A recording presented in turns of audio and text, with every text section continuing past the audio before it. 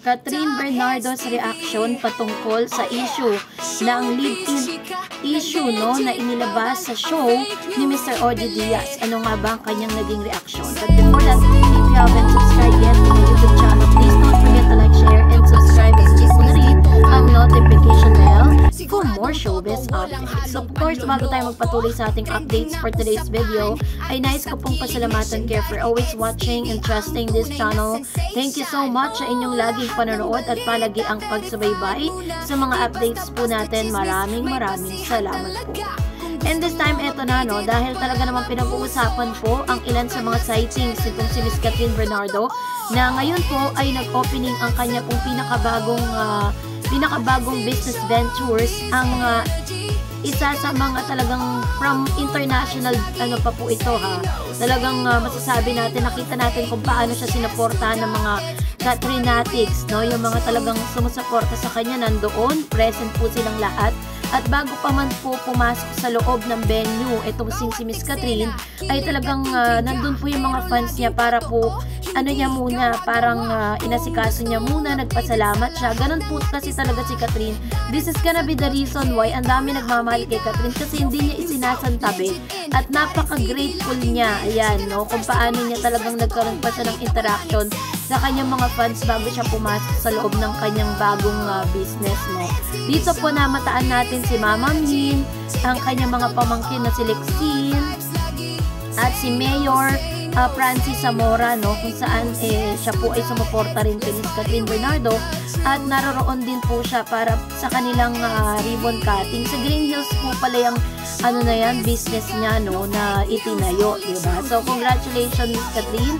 At ngayon naman ay pinag-uusapan din itong si Catherine Bernardo. For the record ay talaga namang siya po ay pinag-uusapan at sinasabing nagkakaroon po ng hate campaigns against Miss Catherine Bernardo dahil po sa pananahimik nito patungkol sa mga issue na kumakalat ngayon sa social media. Unang-una na rito kung saan super engaged ang lahat ng mga Pinoy, lalo na kung mga taxpayer, kung saan hinihingian nga ng saloobin itong si Miss Catherine patungkol sa bagay na ito, na bagay na ikinagalit ng ilang mga Pinoy dahil si Catherine daw di umano ay patuloy na nananahimik. Pati yung kanya pong hindi pa pag-amin patungkol sa kanyang relasyon dito nga kay Mayor ay nadadamay. Sinasabi nito na kaya daw pumatol si Catherine dito kay Mayor dahil may yung katulad ng mga magiging nepo wife daw siya in case, Grabe yung hate campaign sa ginagawa sa kanya.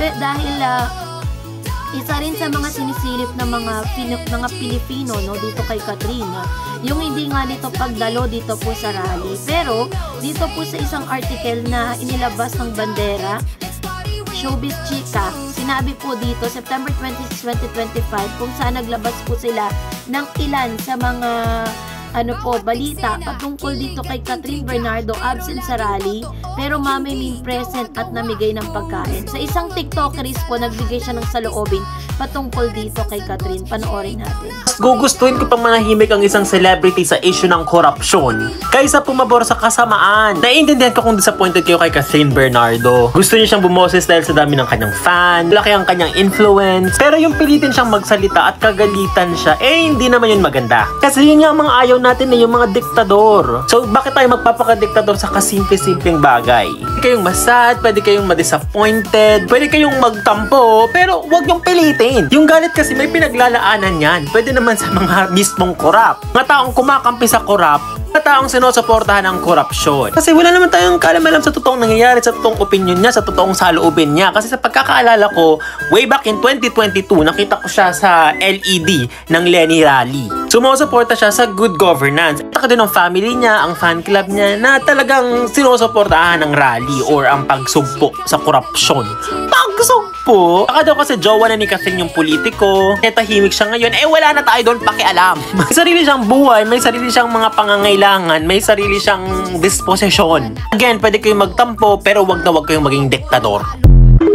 Ang reaction ng TikTokeris na ito ay nagkamit ng napakaraming mga heart react at napakaraming proof approved na mga comments patungkol dito. Sino nga ba naman ang makakaalam kung ano ang saloobin ni Miss Catherine Bernardo patungkol sa dito po sa corruption, ano? Pero ang alam natin, talagang siya po ay anti din, no? Kaya naman ibinandera po ng ilang mga netizen ang mga litrato na kuha kung saan si Mama Min kasama ng kanyang ilang mga kapamilya ay naispatan, ano? Naispatan ng pamilya ni Catherine Bernardo na sa presence sa nagdaang malawakang kilos protesta noong linggo September 21.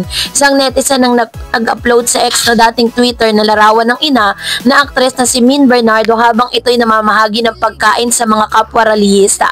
Sa caption ay nagpapasalamat ang netizen sa pagbibigay ng pagkain at pakikisa ng pamilya ni Catherine laban sa korupsyon. Sabi po ng caption, "Thank you Bernardos for the food and drinks you provided earlier to the rallyists. Thank you for your love and quiet courage to stand for what is right." So, yun po yung kanyang isa sa mga patunay na talagang nandun nga si Mama Min. Thank you for showing that kindness can silence hate and you can kill noise not with anger but with compassion. Ngunit sa kabila ng pakikisa ng pamilya ni Catherine ay pag-question pa rin kung nasaan ang dalaga sa kabila ng mga anomalyang nangyayari sa bansa. Marami ang mga netizen ang tila naghihiwagaan sa pagiging tahimik ng aktres sa issue, gayong isa ito sa mga kilalang artista na vocal sa kanyang political stand.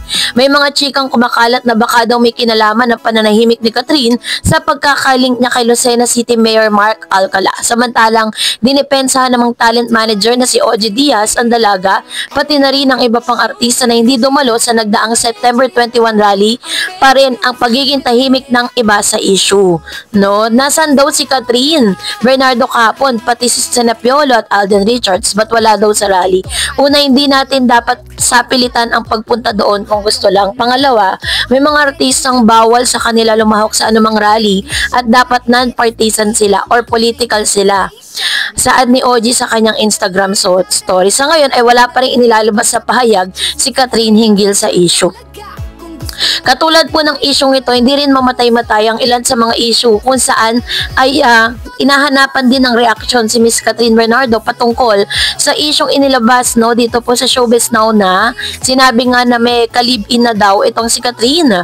Sabi po diyan, mukhang dead ma ang fan si Catherine sa mga latest na pinag-usapang issue tungkol sa pagkikipag-live-in di umano ng aktres sa nalilink dito na politiko. Obviously, hindi nila bet ang chismis na yon sa online world. At dahil wala pang teleserye at pelikula sikat, mas busy nga raw ang mga fanay sa pag-support sa family business ng aktres at ang handa na nga supporters ni Kat na samahan ng Asia superstar sa pagbubukas ng kanyang latest business niya. Usap-usapan naman sa social media at mula sa reliable source na pangunguna ni Kat at pamilya nito ang ribbon cutting ceremony ng MNL Fashion Sanitary Wear showroom sa Ortigas Avenue sa San Juan City ngayong Biyernes ng hapon. So, dead ma lang talaga si Miss Catherine. Kung yung paghihiwalay nga nila ni Daniel Padilla pagkatapos niya po magsalita ng once sa kanyang Instagram ay hindi na po siya nagsalita. Eto pa kaya, no? Hindi talaga yan magsasalita kahit ano pong gawin ninyo. Never po magsasalita yan. At talagang dito mo makikita kung gaano ka talagang very educated and very classy si Miss Catherine na kahit ang dami pong pinupukol na issue sa kanya, never po siyang magbibigay ng kanyang komento. So, kayo po, anong niyang sa loobin patungkol dito, mag-comment kayo sa comment section. And that's it for today. For more videos and updates, please don't forget to like and subscribe, and please don't forget to follow my Facebook page, Dar Eds TV. God bless everyone!